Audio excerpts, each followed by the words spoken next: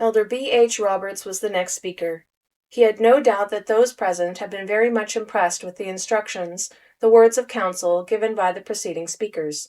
The work in which we are engaged, he said, and whose progress we watched with such great interest, was indeed a mighty one, and it would help us materially to keep pace with that work if we held in remembrance its character and the object of its inauguration in the earth, the purposes for which it had been established. One of the revelations of God very clearly stated the character of this work, known as the dispensation of the fullness of times.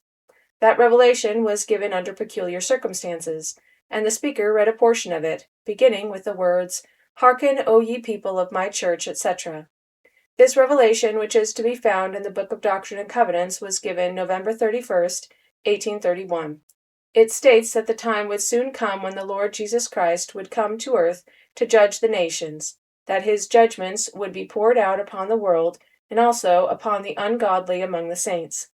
The church is admonished to prepare for the future, and the elders are commanded to go forth and invite all nations, first the Gentiles and then the Jews, to turn unto the Lord and take part in the work of redemption.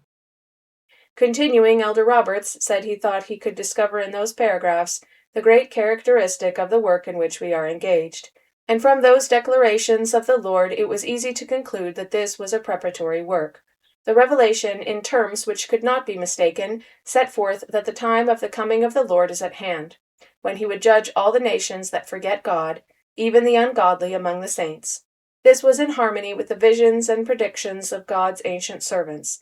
He desired to express the hope that the great body of this people, the 70s in Israel, would prepare themselves by diligence, faith, and study to perform their part in this great latter-day work, that they might go forth as witnesses to the world concerning those principles which God had revealed from heaven.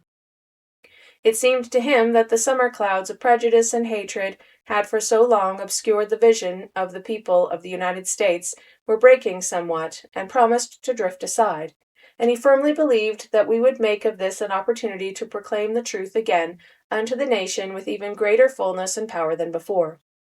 Since people from all nations of the earth would be visiting this continent during next year, we should certainly take some steps to inform them respecting this work, that they might be made acquainted with its true character.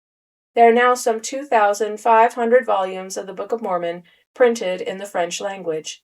Copies of these should be shipped away and placed within the reach of the French people, who were coming to this land. So with other languages. We could thus warn the nations, and invite them to take part in this work if they would, and so escape the judgments of God which threatened the wicked.